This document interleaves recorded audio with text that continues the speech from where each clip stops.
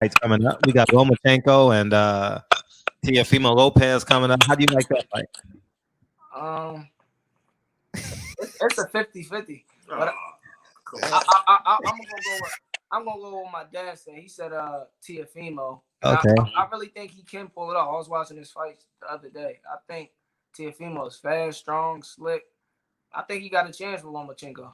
I think he got a chance. I don't know if he's gonna win. That I don't know, but I think it's gonna be a 50-50. I don't think it's gonna be a blowout like everybody say it is. Dad? I think it's going to be a good fight. I think Teofimo is a smart fighter. And the one thing that Loma doesn't have that he had in the past is the element of surprise. We've seen that movie. It reminds me of Jarrett Hurd and Julian Williams. I was talking to Breadman prior to the fight. I said, how are you going to fight him? And he said, well, we seen that everybody that tried to outbox him don't last. You can get off on him for 8, 9 rounds, but he's going to turn up and he's going to do this. And he said, we're going to stay inside, flatten them tires a little bit. Step on the pedal, no gas. So that element of surprise of, I'm hitting him with everything, but he didn't go anywhere. He come back and knock us out. We already saw that 4 or 5 times. So we're going to change it. With Lomachenko, they've already seen it. Almost every fight, Lomachenko face looked like he in a Rocky movie. But at the end of the night, the guy's laying on the ground and Lomachenko's hands are raised. That being said, I think Teofimo and his father are smart enough to say, okay, we saw this. We're not going to fight him the same way. We're going to go back to what the first guy in his second or third fight did to beat him. Rough him up a little bit early, box a little bit when we need to. I got skills. I got punching power. Not try to go with him. And I think they may just, squeak out a victory. So I think the element of surprise is going with Lomachenko. So a very talented, smart fighter could possibly beat him. So you got Teofimo winning? Yes, I do. Because Interesting. I think his father, although he acts cocky and sometimes foolish, is not a fool.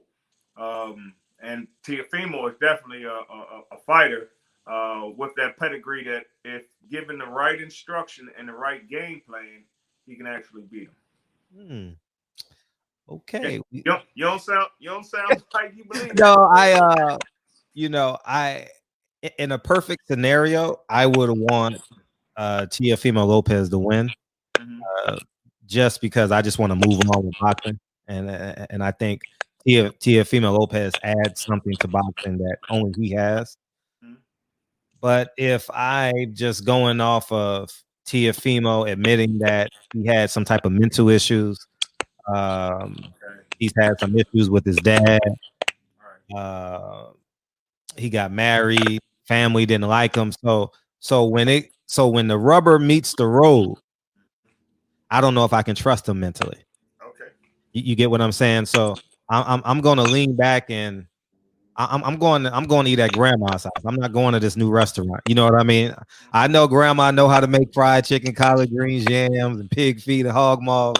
But this new restaurant with the 25-year-old chef, I don't know. You know what I mean? So I'm gonna go eat at grandma's and stick with Loma.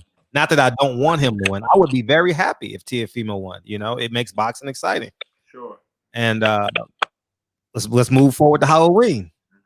Right. Oh yeah. Tank Davis and Leo. Yeah, Leo. I got Tank. Tank gonna be too strong for him. That's just what I think. It's gonna be a good fight though. Leo still can fight. He's still a formidable foe, but I think it's kind of gonna be like the Pedraza fight. And Tank gonna break him down in the late rounds and maybe stop him. Yeah, I think Devontae wins that one as well. Okay. I got Tank winning though. I have Tank winning. But I just don't like how the business of that fight was done. I have my reservations about Tank going down to 130. He's the ace high. He's going down. He got to go to Mexico. I mean, Texas. I mean, San Antonio for the fight. Floyd is involved. And I heard Calvin Ford say, Floyd can do whatever he want to do. I'm like, huh? That's my fighter, nigga. Like I'm like, no, I'm just Floyd is a promoter, yes, but he hears my voice. Yeah, Floyd can help out in camp and this and that, but if this man's been a trainer for 20 fights, 25, 24 fights, tank ass shit. I mean, I'm going in. So I think there's some type of. I'm just not comfortable with the situation. I think Tank is better if you put Leo Santa Cruz in one corner, Tank in one corner. I think Tank comes out the victor, but I'm kind of skeptical on how things are going in Vegas. So you saying between the Floyd and the Calvin and who? Yeah, yeah. I think it's too much going on there. I really do, because if that's my, I've never been a trainer, but I'm saying I don't give a fuck how spectacular a man inspires my child, and I'm thankful for it. I'm his only father. You understand? And Calvin Ford needs to say, "Hey, I don't give a fuck what Floyd does. He can add whatever he wants. I'm the trainer." Right. You know, and because it has to be order. Like I'm very structured. I've never been in the military, anything close to that, but I'm very structured. As wild as my personality is, I have great structure in my life, and I think you can't be passive in situations like that, because the passivity goes down to the fighter. And he's like, well, shit. I mean, you didn't stand up to Floyd. I mean, he's never gonna say it, but you didn't stand up to Floyd. You let Floyd just come in this camp and do whatever the fuck he want. Right. You know, so and that's always been a conflict, and that's why Calvin wanted him to train in Baltimore. Yeah. And Floyd wanted him to train in Vegas. So I mean, Floyd is a big personality. I don't care who you are, and especially if it's his ball, you're gonna have to let him shoot. You know, some of the times when he should have given the assist. Yeah, that's just the way it is. And yeah. I think Javante recognizes that, and they may just talk when they get back to the house, and everything you just said, Calvin say. I don't give a what Floyd said. This is what we gonna do. Yeah, yeah. Now Calvin has made it very clear to me, and on several occasions, that's his boss. I'm a co-worker, but that's the boss. So you know, I have to watch the way I talk to the boss, and he said I tell Javante, you got to do the same thing. You have to watch how you talk to the boss. I think Calvin is an old street boy. Yeah. He's dumb. He understands the game that's being played. But I'm sure behind closed doors, those conversations are going off. Right I sure hope so, because I don't want no motherfucking explosion on national TV. You know what I mean? Win the fight. Like I'm all about us 12 basketball players go in together. We leave together. You get what I'm saying? The most important job is Leo Santa Cruz. And let's take care of Leo Santa Cruz. And I don't want no Floyd yelling at him from his first seat next to the judge or whoever he's sitting next to. Say it again. I said he's gonna do that because that gets Floyd attention. Yeah. Remember, right. Floyd is the most narcissistic person in boxing. And you know that helped him to become who he is. So that's not always a negative. But while he's sidelined, if I look like I showed him this hook or I showed him this uppercut, then I'm still relevant like that. So he gonna do what he still do. But I mean, so what? If you came to Dill fight, you gonna be telling Dill in the corner, the right hand, Dill. I mean, everybody does that. Now, whether or not he turns and listens to him, you know, that's on him. Yeah. What you want to say something, Dill? No, I was gonna say the exact same thing. Yeah, but overall, I got Tank winning that fight, and I definitely hope he wins, man. And hopefully, it's no motherfucking like show within the show, you know. So I got you. Yeah. Earl. Go ahead. I'm sorry.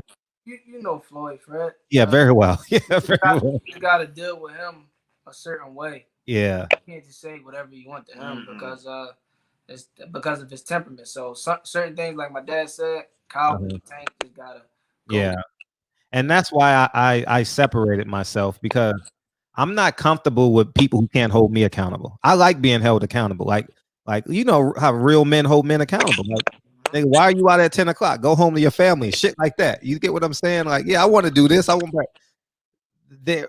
I don't like the lack of accountability. Like, I don't like that. like he's the dictator. Like niggas got to eat when he say eat. Nigga, what? Yeah. Nigga, you better get the fuck out of here with that shit. So that's my discontent. Like like the culture type stuff. I'm by no means am I the guardian of the culture, but I think when you got 90% of the black people doing one thing, you get what I'm saying? Like, don't be that 1% that says we got to do it like this. And that kind of perturbed me. So I separated myself from that shit. And that's just, and one day he and I are gonna have a conversation. I'm just gonna tell him like this is just some bullshit I think you've done. Now we don't take away from your 50-0, but I'm not gonna be that dude that just complies because I want to be around you or take a selfie with you or some shit like that.